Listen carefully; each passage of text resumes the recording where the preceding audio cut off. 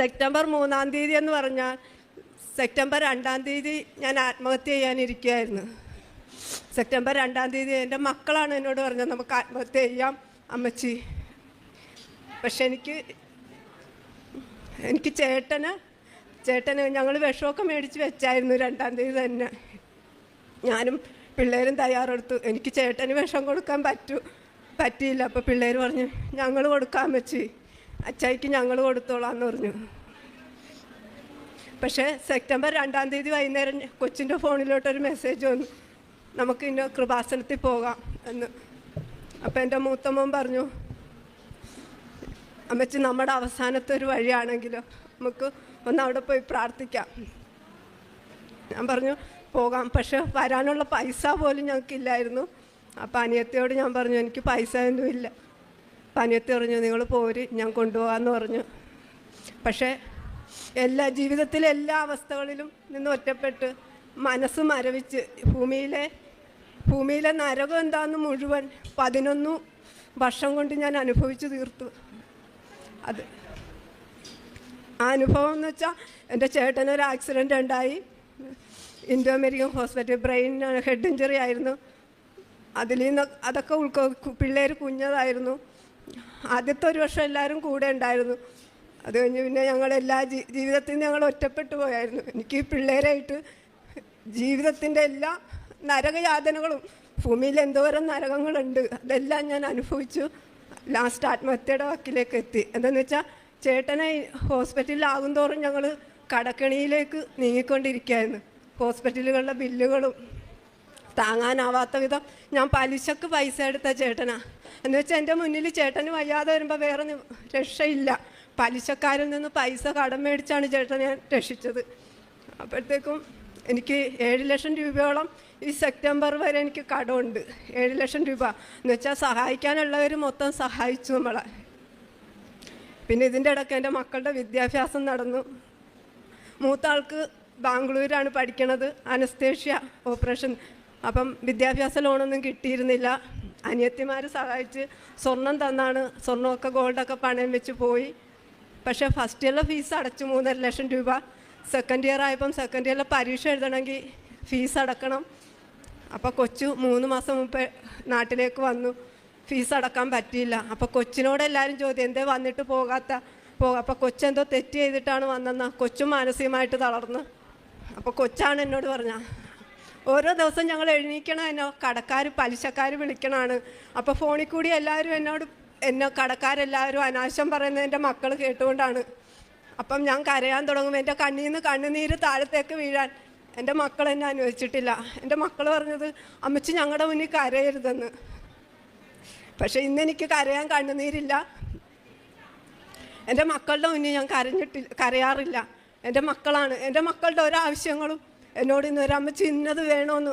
എൻ്റെ ചേട്ടന് വയ്യാണ്ട് വന്നിട്ട് അമ്മച്ചി ഞങ്ങൾക്ക് ഇന്ന ഡ്രസ്സ് വേണം, അല്ലെ മറ്റുള്ള പിള്ളേരിപ്പം ഇന്നത് വേണമെന്ന് പറഞ്ഞ് എൻ്റെ മക്കളെന്നെ ഒരിക്കലും ബുദ്ധിമുട്ടിച്ചിട്ടില്ല. ആ മക്കൾ അത്തന്ന ഈശോയ്ക്ക് ഞാൻ ഹൃദയം എൻ്റെ മക്കളാണ് എൻ്റെ ജീവിതത്തിൽ എന്നെ ഇത്രത്തോളം എത്തിച്ച് നിർത്തിയിരിക്കുന്നത്. എൻ്റെ മക്കളില്ലെങ്കിൽ ഞാനില്ലായിരുന്നു. എന്നെ ആത്മഹത്യ ചെയ്തേണ്ട ഒരു വ്യക്തിയായിരുന്നു ഞാൻ. പക്ഷേ എൻ്റെ മക്കളുടെ മുന്നിലാണ് ഞാൻ എൻ്റെ മനസ്സുകൊണ്ട് കൂപ്പുന്നത്. അതിൽ എൻ്റെ മാതാവ്. പക്ഷേ ആ സെപ്റ്റംബർ 2-ാം തീയതി എൻ്റെ മകൻ ഞാൻ പറഞ്ഞു പോകണ്ട, നമുക്കെങ്ങും പോകണ്ട, ഇനി അമ്മച്ചിക്ക് പോകാനൊരിടവും ഇല്ല. അമ്മച്ചിയുടെ ജീവിതത്തിലെ എല്ലാ ഇതും മനസ്സ് മരവിച്ചു. അമ്മച്ചിക്ക് ആരോടും പ്രാർത്ഥിക്കാനില്ല. സൃഷ്ടിച്ച ദൈവം തന്നെയാണ് നമുക്ക് ഈ ദുഃഖങ്ങൾ തന്നത്. പിന്നെ ആ ദൈവത്തോട് നമ്മൾ ഇനി എന്ത് പ്രാർത്ഥിക്കാനാണ്? അതാണ് എൻ്റെ മനസ്സിൽ. ആ സൃഷ്ടിച്ച ദൈവത്തിന് നമ്മുടെ ഇത് കഷ്ടപ്പാട് കാണാൻ പറ്റിയില്ല. ആ ദൈവത്തിനെ ഇനി നമ്മൾ ഈ ഭൂമിയിലെ ദൈവം എന്ന് പറയുന്ന ശക്തി ഉണ്ടല്ലോ, ആ ശക്തിനെ ഇനി ഏത് ശക്തിനെയാണ് വിളിക്കേണ്ടതെന്ന് എനിക്കറിയില്ലായിരുന്നു. അപ്പം എൻ്റെ മോൻ പറഞ്ഞു പോകാം അമ്മച്ചി. അപ്പോൾ രാവിലെ വരെ എനിക്ക് മനസ്സില്ലായിരുന്നു പോരാ. കൊച്ചു യാത്രയായി, ഞാനും യാത്രയായി.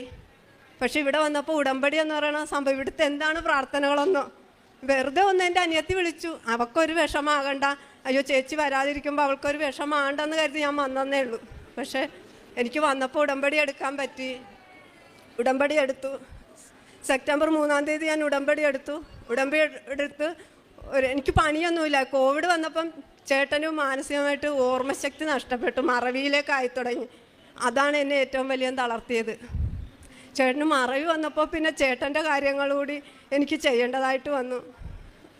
അതെനിക്ക് ഞാനും ഒരു മാനസിക ഇതിലേക്ക് പോയിക്കൊണ്ടിരിക്കുന്ന അവസ്ഥയിൽ ഒക്കെ എത്തി. അപ്പോഴത്തേക്കും ഇതിൽ നിന്നെല്ലാം നല്ലത് ആത്മഹത്യ തന്നെയാണെന്ന് ഞാൻ ചിന്തിച്ചു. പക്ഷെ സെപ്റ്റംബർ 3-ാം തീയതി ഞാൻ ഉടമ്പടി എടുത്ത് ഇവിടെ മാതാവിൻ്റെ അടുത്ത് ഞാൻ ഒന്നും പ്രാർത്ഥിച്ചില്ല.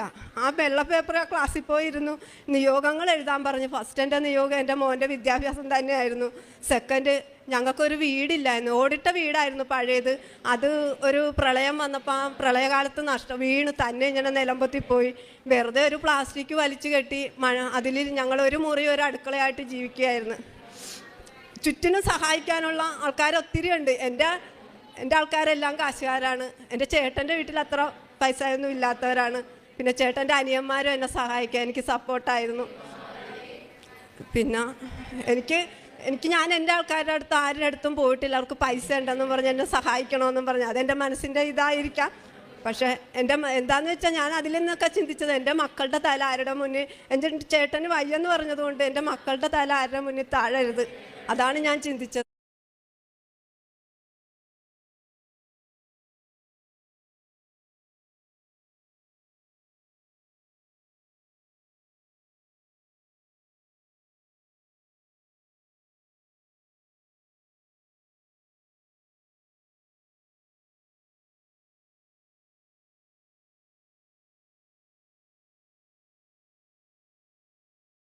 പക്ഷേ ഈ ഉടമ്പടി എടുത്ത് വീട്ടിൽ ചെന്ന് ഞാൻ പ്രാർത്ഥിക്കുമായിരുന്നു. പണിയൊന്നും ഇല്ലായിരുന്നു. എനിക്ക് കോവിഡ് വന്നു കഴിഞ്ഞപ്പോൾ എനിക്ക് കമ്പനിയിലുണ്ടായിരുന്ന പണി പോയി. അത് കഴിഞ്ഞപ്പം ഈ ഉടമ്പടി എടുത്ത് ഒരാഴ്ച കഴിഞ്ഞപ്പോൾ തന്നെ എൻ്റെ ഒരു കൂട്ടുകാരനെ വഴി വെച്ച് കണ്ട്. അപ്പോൾ കൂട്ടുകാരൻ ബാങ്കിൽ ജോലി ചെയ്യുന്നതാണ്, കോഓപ്പറേറ്റീവ് ബാങ്കിൽ. അപ്പോൾ അവൻ എന്നോട് ഒരു ഡെപ്പോസിറ്റ് സ്കീം ചേരാൻ പറഞ്ഞു. ഞാൻ പറഞ്ഞു എനിക്ക് ഡെപ്പോസിറ്റ് സ്കീമൊന്നും ചേരാനുള്ള സാഹചര്യം ഇല്ല, പൈസ ഇല്ല. പക്ഷേ അവൻ അതൊന്നും വിശ്വസിച്ചില്ല. അവൻ പറഞ്ഞു എൻ്റെ ഫോൺ നമ്പർ മേടിച്ചുകൊണ്ട് പോയി. ഫോൺ നമ്പറിൽ അടുത്ത ഞായറാഴ്ച അവൻ എൻ്റെ വീടിൻ്റെ അടുത്ത് വന്നിട്ട് ഞാൻ നിൻ്റെ വീടിൻ്റെ അടുത്തെത്തി, എനിക്ക് വീടിൻ്റെ അടുത്തെത്തി നിൻ്റെ വീട്ടിലേക്കുള്ള വഴി തരാൻ പറഞ്ഞു. അങ്ങനെ വീട്ടിൽ വന്നു, കണ്ടു, സംസാരിച്ചു. പക്ഷേ ഞാൻ ജീവിക്കുന്ന സാഹചര്യം കണ്ടപ്പോൾ അവൻ കരഞ്ഞാണ് ശരിക്കും പോയത്. എന്ന് വെച്ചാൽ 1 തൊട്ട് 10 വരെയും പഠിച്ച എൻ്റെ കൂട്ടുകാരുണ്ടായിരുന്നു എനിക്ക്. അവരെല്ലാം വിളിക്കാൻ പറയുകയും ചെയ്തിരുന്നു വരെ അവരോട് ഞാൻ എൻ്റെ ബുദ്ധിമുട്ടോ കാര്യങ്ങളോ എൻ്റെ കൂട്ടുകാരെ ഞാൻ അറിയിച്ചിട്ടില്ലായിരുന്നു. ആൺകുട്ടികളും ഉണ്ടായിരുന്നു, പെൺകുട്ടികളും ഉണ്ടായിരുന്നു. പക്ഷെ ഞാനൊഴിച്ച് എല്ലാവർക്കും ജോലിയായി. അപ്പം ഞാൻ അവരുടെ മുന്നിൽ വിദ്യാഭ്യാസം ഉണ്ടായിട്ടും എനിക്ക് ജോലിയൊന്നും കിട്ടാതെ വന്നപ്പോൾ ഞാൻ എൻ്റെ ബുദ്ധിമുട്ടുകളൊന്നും പറയാതെയായി. പക്ഷെ അവൻ എൻ്റെ ബുദ്ധിമുട്ടുകൾ കണ്ടറിഞ്ഞ് അത് കർത്താവ് അവനിലൂടെ, മാതാവാണ് ശരിക്കും അവനിലൂടെ എന്നിലെത്തിയത്. മാതാവ് തന്നെയാണ് അത്. ഈ പ്രപഞ്ചത്തോടാണ് എനിക്ക് പറയേണ്ടത്. എന്നുവെച്ചാൽ അതെന്താണെന്ന് എനിക്കറിയില്ല ശരിക്കും. ഞാൻ പ്രാർത്ഥിച്ചു, എൻ്റെ പ്രാർത്ഥനകളൊന്നും മുടക്കിയില്ല. എന്താണെന്ന് വെച്ചാൽ ഇവിടെ വന്നപ്പോൾ എനിക്ക് മനസ്സിനൊരു സമാധാനം ഉണ്ടായിരുന്നു. പ്രാർത്ഥിക്കാനിരിക്കുമ്പോൾ ചേട്ടൻ എന്നെ കളിയാക്കുമായിരുന്നു. കളിയാക്കിയെങ്കിലും 2-3 ദിവസം കളിയാക്കിയെങ്കിലും പക്ഷെ എൻ്റെ ചേട്ടനും അതിനോടുകൂടി ചേർന്ന് ഞാൻ പണിയും കഴിഞ്ഞു വന്ന് എനിക്ക് എൻ്റെ കൂട്ടുകാരൻ പണി ക്ലീനിങ് ആണ്, വീട്ടുപണിയായിരുന്നു.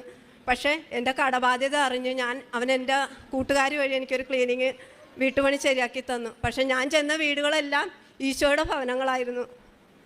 അതാണ് എൻ്റെ ഏറ്റവും വലിയ, ഞാൻ ചെല്ലണ ഭവനങ്ങളെല്ലാം ഈശോയുടെ ഭവനങ്ങളായിരുന്നു. അവിടെ നല്ല ഹൃദയമുള്ള മനുഷ്യരായിരുന്നു. എനിക്ക് പണിയെടുക്കാൻ സമയമില്ലാത്ത എന്ന് വെച്ചാൽ 2 മണിക്കൂർ വീതം പണിയെടുത്താൽ മതിയായിരുന്നു ഓരോ വീട്ടിലും.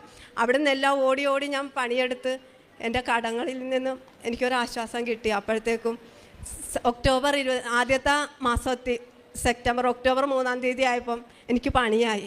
പണിയെന്ന് വെച്ചാൽ എൻ്റെ കുഞ്ഞുങ്ങൾ ഞങ്ങൾക്കൊക്കെ ജീവിക്കണമെന്നുള്ളൊരു താല്പര്യം തുടങ്ങി അവിടുന്ന്.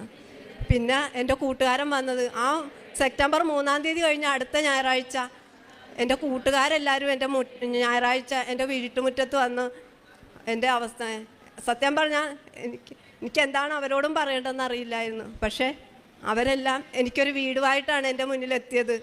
എൻ്റെ മോൻ്റെ വിദ്യാഭ്യാസം അതെല്ലാം അവർ ആദ്യം എന്നോട് പറഞ്ഞു നിൻ്റെ മോനെ പഠിക്കാൻ വിടട്ടെ, അത് കഴിഞ്ഞ് നിനക്ക് വീട് വെച്ച് തരാമെന്ന് പറഞ്ഞു. അപ്പം എനിക്കൊന്നും പറയാനില്ലായിരുന്നു അതിൽ. പക്ഷേ അതിന് മുപ്പാട് തന്നെ ഞാൻ ഈശോയുടെ ഒരു വീട്ടിൽ എൻ്റെ ടിജിത മാമെന്ന് പറയും മാമിനോട് ഇങ്ങനെ പറഞ്ഞു, മാം ഫീസ് അടക്കാൻ എനിക്ക് കൊച്ചു വീട്ടിൽ നിൽക്കുവാണ്. മാം വിശേഷം തിരക്കിയപ്പോൾ ഞാനിങ്ങനെ പറഞ്ഞു കൊച്ചു 2nd ഇയർ ആയി മാം ഫീസ് അടച്ചിട്ടില്ല. അപ്പോൾ മാം പറഞ്ഞു അനിത കൊച്ചിൻ്റെ ഇതൊക്കെ ഫോണിലൂടെ ഇടാന്ന് പറഞ്ഞു. പക്ഷേ മാം പറഞ്ഞെങ്കിലും മാം സഹായിക്കില്ല എന്ന ഒരു ഇതിൽ ഇരുന്നു. പക്ഷേ മാം തന്നെ എന്നോട് ഞാൻ ചോദിച്ചു, അനിത എന്താ കൊച്ചിൻ്റെ കാര്യം പറഞ്ഞിട്ട് ഒന്നും പറയാത്തേന്ന് ചോദിച്ചു. ഞാൻ പറഞ്ഞു, മാം എന്നോടൊന്നും തിരിച്ചൊന്നും പറഞ്ഞില്ലല്ലോ, അതുകൊണ്ടാണ് മാം സഹായിക്കില്ലെന്ന്. അപ്പം ഒരു ദിവസം മാമിൻ്റെ ഫോണിലൊക്കെ ഞാൻ ഇട്ടുള്ളൂ. പക്ഷേ എൻ്റെ കൊച്ചിന് 3 ദിവസം കൊണ്ട് തന്നെ 1,70,70,000 രൂപ ഫീസ് വേണമായിരുന്നു. ആ 3 ദിവസം കൊണ്ട് 1,70,70,000 രൂപയും മാം തന്നു. എൻ്റെ കൊച്ചിനെ കയറ്റിവിട്ടു. എൻ്റെ കൊച്ചിന് പഠിക്കാനുള്ള ഡ്രസ്സുകളും എല്ലാം മാം തന്നു. പക്ഷെ ആ മാമിലൂടെ ഞാൻ കണ്ടത് എൻ്റെ മാതാവിനെ തന്നെയാണ്. അത് ശരിക്കും അവിടെ 2 കുഞ്ഞു കുട്ടികളുണ്ട്. ഇത് എന്താ ഈശോയും മാതാവും തന്നെയാണ്. ആ മാതാവ് മാമിലൂടെ എൻ്റെ മാതാവാണത്. ഞാൻ അതാണ് കാണുന്നത്. ആ മാമിൽ നിന്ന് തുടങ്ങി, ടിജിത മാമിൽ നിന്ന് തുടങ്ങി എൻ്റെ കൂട്ടുകാർ വരെ എത്തിയിരുന്നു. ഇന്ന് എൻ്റെ കൂട്ടുകാരും മാതാവാണ് ശരിക്കും. ഞാൻ അവിടെ ചെല്ലുമ്പോൾ ആ മാതാവെന്ന് വെച്ചാൽ എന്നെ ഒരു മകളെപ്പോലെയാണ്.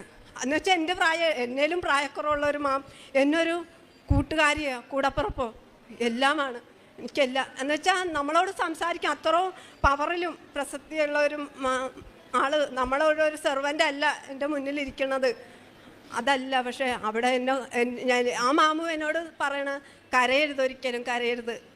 എന്നെ എന്ത് പറഞ്ഞാലും ചിരിപ്പിക്കാനേ, അനിത ഒന്ന് ചിരിച്ചേ, ഞാനൊന്ന് കാണട്ടെ എന്ന് പറയുമ്പം മാം എനിക്ക് എന്നാ പറഞ്ഞാൽ ചിരിക്കണ്ടേ എന്ന് ഞാൻ തിരിച്ചു വയ്ക്കുമ്പം പറയും, ചിരിക്കാനുണ്ടായിരുന്നതാ, ഒരുപാട് ചിരിക്കാനുള്ളതാണ് ഈ ലോകം എന്ന് പറയും. പക്ഷെ മാമിലൂടെ ഞാൻ കണ്ടത് മാതാവിനെ തന്നെയാണ്. ഇന്ന് ഒക്ടോബർ 3 തീയതി ആയപ്പോൾ 1 മാസമായി ഉടമ്പടിയുടെ.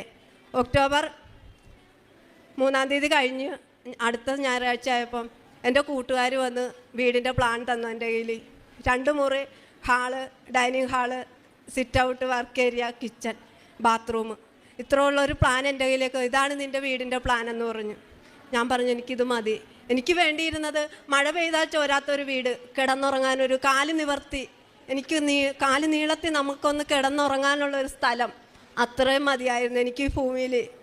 പിതാവ് പറഞ്ഞിട്ടില്ലേ, പറവകൾക്കും എന്താ ബൈബിൾ, എനിക്കറിയില്ല, ഞാനൊരു ഹിന്ദുവാണ്, എന്നാലും എനിക്ക് അറിയില്ല. നമുക്ക് ഭൂമിയിൽ 6 അടി മണ്ണ് വേണമെന്ന് മാത്രമേ നമുക്കറിയുള്ളൂ. അത്ര ഒരു സ്ഥലം മതിയായിരുന്നു. അത്രയും ഞാൻ ഈ ഭൂമിയിൽ ആഗ്രഹിച്ചിട്ടുള്ളതാണ്. എൻ്റെ സ്വപ്നങ്ങളൊക്കെ നിന്നേ നശിച്ചതാണ്. സ്വപ്നങ്ങളില്ല ഇപ്പോഴും. പക്ഷേ എൻ്റെ മക്കളിൽ എനിക്ക് സ്വപ്നങ്ങൾ തന്നു തുടങ്ങി, എൻ്റെ കൂട്ടുകാർ തന്നു തുടങ്ങി, ടിജിത മാം തന്നു തുടങ്ങി. ഇന്ന്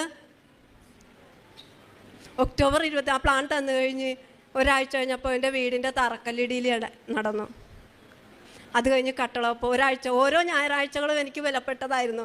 എന്ന് വെച്ചാൽ ഈ ഉടമ്പടി എടുത്തിട്ട് ഓരോ ഞായറാഴ്ച എനിക്ക് പണിയില്ലാതെ ഉള്ളത് ഞായറാഴ്ച ദിവസമാണ്. ആ ഞായറാഴ്ച ദിവസം എല്ലാം ഞാൻ മാതാവിൻ്റെ അടുത്ത് വന്ന് പ്രാർത്ഥിച്ചിട്ട് പോകാറുണ്ട്. വെറുതെ വന്ന് ജസ്റ്റ് ഈ അൾത്താരയിൽ വന്ന് പ്രാർത്ഥിച്ചിട്ട് ഞാനങ്ങ് പോകും. എനിക്ക് മാതാവിനോട് പറഞ്ഞു, എനിക്ക് സമയമില്ല മാതാവേ, എൻ്റെ മുന്നിൽ എൻ്റെ തോളിൽ വലിയ വലിയ ഭാരങ്ങൾ ഇരിക്കണം എന്ന് പറഞ്ഞു. അപ്പോഴത്തേക്കും ഇന്ന് ഒക്ടോബർ 23 തീയതി കഴിഞ്ഞു. എൻ്റെ വീടിൻ്റെ വാർക്കൽ കഴിഞ്ഞു. എൻ്റെ വീടിന് ഇനി വയറിങ്ങും പ്ലംബിങ്ങും ഫ്ലോറിങ്ങും കൂടിയേ ഉള്ളൂ. അതെന്താണെന്ന് എനിക്കറിയില്ല. അത് ശരിക്കും ഇനി ഡിസംബർ 3 തീയതി വരുമ്പോൾ എൻ്റെ ഉടമ്പടി തീരും.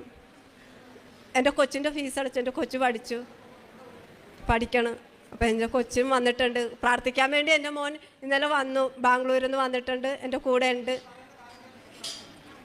എന്താണെന്ന് എനിക്കറിയില്ല. മാതാവിൻ്റെ മുന്നിൽ എനിക്ക് കരയണമെന്ന് അറിയില്ല ഇപ്പം. എന്താണെന്ന് വെച്ചാൽ മാതാവ്, ഞാൻ പ്രാർത്ഥിക്കാനിരിക്കുമ്പോൾ തന്നെ ഒരാഴ്ച കഴിഞ്ഞപ്പോൾ എനിക്കറിയാം മാതാവ് കുഞ്ഞ് എന്ന് വെച്ചാൽ എനിക്കൊരു മെഴുകുതിരി കത്തിച്ച് വെക്കാൻ പോലും മാതാവിൻ്റെ ഒരു മെഴുകുതിരി കത്തിച്ച് വെച്ച് പ്രാർത്ഥിക്കാൻ പോലും എനിക്ക് മുട്ടുന്നു. ആ വീട്ടിൽ സ്ഥലമില്ലായിരുന്നു. ആ ഒറ്റമുറി വീട്ടിൽ സ്ഥലമില്ലായിരുന്നു. അതാണ് സത്യം. ആ മാതാവ് ഞാൻ പ്രാർത്ഥിക്കുന്ന സമയത്ത് ഇതേ രൂപം തന്നെയാണ് എൻ്റെ മുന്നിൽ പ്രാർത്ഥിച്ചു കഴിഞ്ഞപ്പോൾ എനിക്ക് ആ മാതാവ്, എൻ്റെ ഈ ഫ്രണ്ടിൽ നിൽക്കുന്ന മാതാവ്, അപ്പം മാതാവേന്ന് വിളിച്ചൊന്ന് തൊടാൻ ചെന്നപ്പോൾ മാതാവില്ല. അത് എങ്ങനെ നിങ്ങൾ വിശ്വസിക്കുമെന്ന് എനിക്കറിയില്ല. പക്ഷേ എൻ്റെ വിശ്വാസം എൻ്റെ മാതാവിനോട് തന്നെയാണ്. എനിക്ക് കരയാനില്ല ഇനിയൊന്നും. അതുകൊണ്ട് എനിക്ക് ഇനിയും ഉടമ്പടി എടുക്കണം. എൻ്റെ ആവശ്യങ്ങൾ നിറവേറ്റാനല്ല, എൻ്റെ ആവശ്യങ്ങൾ മാതാവിനെ കൊണ്ട് സാധിക്കാൻ വേണ്ടിയല്ല. എനിക്കൊരു ഞായറാഴ്ചയാണേലും കിട്ടുമെങ്കിൽ ആ ഞായറാഴ്ച മാതാവിൻ്റെ അടുത്ത് വന്നൊന്ന് നന്ദി പറയാൻ. ഒരാളോട് പോലും സംസാരിക്കാൻ എനിക്ക് പേടിയായിരുന്നു. അവരെന്നെ വഴക്ക് പറയുമോ, എന്ന് വെച്ചാൽ എല്ലാവരുടെയും വഴക്കുകൾ കേട്ട്. പക്ഷെ മാതാവ് എനിക്ക് എല്ലാം തന്നു കഴിഞ്ഞപ്പോൾ പെട്ടെന്ന് ഈ 3 മാസം കൊണ്ട് മാതാവ് എനിക്കെല്ലാം തന്നു. പക്ഷേ എൻ്റെ കൂടപ്പുറപ്പുകളില്ലാതെയായി, എൻ്റെ ബന്ധങ്ങളില്ലാതെയായി. അതുകൊണ്ട് അതെന്താണെന്ന് എനിക്കറിയില്ല. സാമ്പത്തികത്തിൻ്റെ ഇതുകൊണ്ടാണ്. അവരൊക്കെ എല്ലാവരും എൻ്റെ കൂടപ്പുറപ്പുകൾ പോലും എന്നിൽ നിന്ന് അകന്നു. അത് ഏറ്റവും വലിയ വേദനയായിട്ട് തന്നെ എനിക്ക് കിടക്കുകയാണ്. എന്നുവെച്ചാൽ അവരുടെ ഒപ്പം എത്താൻ എനിക്ക് ആയില്ല. എൻ്റെ ഹസ്ബൻഡ്, എൻ്റെ കൂടപ്പുറപ്പുകളൊക്കെ എന്നേലും വലിയ ഉയരത്തിലാണ്. ആയിക്കോട്ടെ, എനിക്ക് അവർക്കൊന്നും വരുത്തരുത് എന്നുള്ള പ്രാർത്ഥന മാത്രമേ ഉള്ളൂ. പക്ഷെ എല്ലാവരും സമ്പത്തിൻ്റെ പേരിൽ നമ്മുടെ ഭൂമിയിൽ എനിക്കൊന്നേ പറയാനുള്ളൂ, സമ്പത്തിൻ്റെ പേരിൽ ഒരിക്കലും മനുഷ്യർ ആരും ഒരാളെപ്പോലും കുറച്ച് കാണരുത്. നമ്മളെല്ലാവരും മാതാവിൻ്റെ മക്കളാണ്. മാതാവിന് മക്കൾക്ക് പിതാവും മാതാവും മക്കൾക്ക് സാധിച്ചു തരാത്ത ഒരു കാര്യവും ഈ ഭൂമിയിലില്ലെന്ന്